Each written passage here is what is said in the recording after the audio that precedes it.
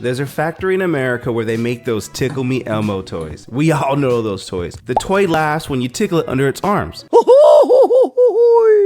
Alright, so well, Becky is hired at the Tickle Me Elmo factory and she reports for her first day promptly at 8 a.m. The next day at 8:45 a.m. there is a knock at the personal manager's door. The foreman throws open the door and begins to rant about the new employee. He complains that she is incredibly slow and the whole line is backing up, putting the entire production line behind schedule. The personnel manager is like, "Oh, hell no!" So he decides he should see this for himself. So the two men march down their way to the factory floor. When they get there, the line is so backed up that there are Tickle Me Elmos all over the factory floor, and they're really beginning to pile up. At the end of the line stands Becky, surrounded by mountains of Tickle Me Elmos and maybe a Starbucks. She has a roll of plush red fabric and a huge bag of small marbles. The two men watch in amazement as she cuts a little piece of fabric, wraps it around the two marbles, and begins to carefully sew the little package between Elmo's legs. Yo, this go crazy. So the personal manager bursts into laughter.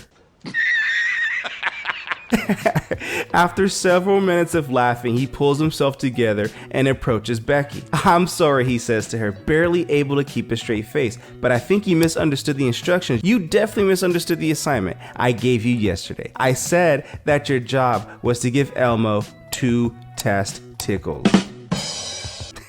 Okay, how many of us have been in this position before? Not literally giving Elmo 2 testicles situation, but a scenario where the details was just a little off. Regardless of whose fault it was. Here's my personal story, then I'll go into the moral of the story. So in 2015, I was a moving consultant for a moving and storage company. I go into people's homes and based on what they want to pack or moved, I will give them a price. I priced and booked a move for a retired couple moving from the Palm Springs area to Colorado. Prior to their move, the wife emailed me confirming her pickup and date for her stuff. You know, her furniture that is. And I responded to her email with my iPhone, the 2015 iPhone at the time, confirming that her stuff will be picked up on that date. Now, autocorrect changed the word stuff to and I didn't notice because I failed to double check before hitting send. A good faith error that could be very costly, or at the very least, embarrassing. That mistake reminds me to check my messages and emails before hitting send and double check my work. So that Tickle Me Elmo story resonates with me a little bit. So with that being said, my brothers and my sisters, take note of this. Everyone should be quick to listen, slow to speak,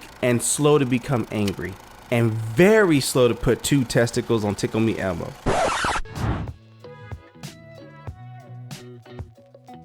Anyways, I know that's not part of the Bible scripture on the screen there, but just kind of making sure I have your attention here. So the moral of the story is that it's important to be careful when following instructions, especially if they're not very clear. Be quick to listen. Becky thought she was doing the right thing by giving Elmo 2 testicles, but she misunderstood the instructions and ended up creating a whole new problem. Always read the fine print, or in Becky's case, the instructions. If you're not sure what someone means, what do you mean by that? It's always best to ask for clarification. Otherwise, you might end up with the Tickle Me Elmo that tickles back.